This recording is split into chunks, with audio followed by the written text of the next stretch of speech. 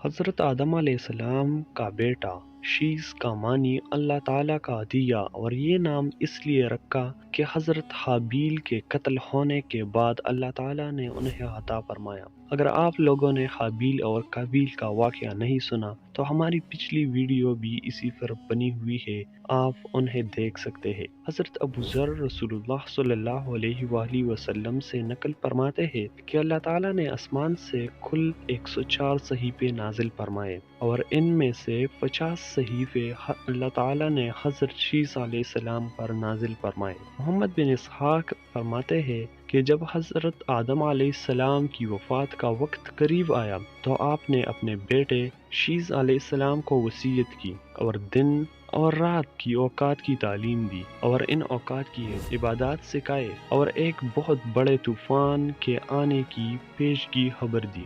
دوستو، جب حضرت آدم علیہ السلام کی وفات کا وقت قریب آیا تو اپنے بیٹوں کو فرمایا کہ میرے بیٹوں، میں جنت کا پھل کھانا چاہتا ہوں۔ تو ان کے بیٹے پھل لینے کے لیے چل پڑے، تو راستے میں فرشتوں سے ملاقات ہو گئی، اور ان کے پاس کفن اور حنوط نامی خوشبو تھی، اور ساتھ ہی کلہاڑیاں، بیلچے اور ٹوکریاں تھی۔ فرشتوں نے آدم علیہ السلام کے بیٹوں سے پوچھا کہ تم کدھر جا رہے ہو اور کیا تلاش کر رہے ہو؟ انہوں نے جواب دیا کہ ہمارے باپ آدم بیمار ہے اور جنت کا پھل کھانا چاہتے ہیں۔ فرشتوں نے کہا کہ واپس چلو، تمہارے باپ آدم علیہ السلام کا وقت پورا ہو چکا ہے۔ جب فرشتے آدم علیہ السلام کے پاس پہنچے تو حضرت حوا نے پہچان لیا اور حضرت آدم علیہ السلام کی اوڑ میں ہو گئی۔ آدم علیہ السلام نے فرمایا کہ دور ہو جا میرے سے، میں تجھ سے پہلے پیدا ہوا ہوں، اس لیے میرے اور میرے اللہ کے فرشتے کے درمیان میں حائل نہ ہوں۔ پس فرشتوں نے ان کی روح قبض کی،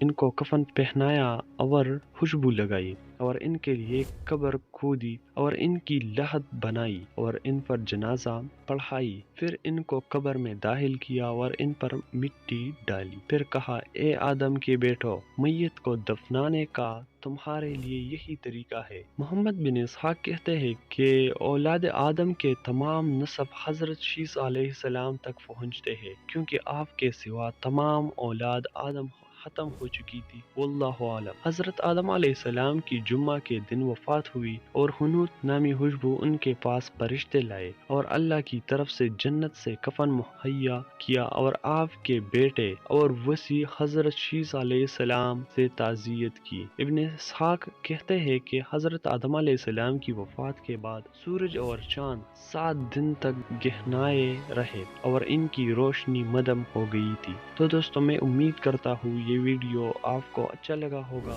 اور اس طرح اسلام، سائنس، ہسٹری سے متعلق ویڈیوز کے لیے ہمارے چینل کو ضرور سبسکرائب کیجیے، تاکہ اس طرح نئی ویڈیوز کی نوٹیفیکیشن آپ کو بر وقت ملتی رہے۔ ملتے ہیں اگلی شاندار ویڈیو میں۔ والسلام۔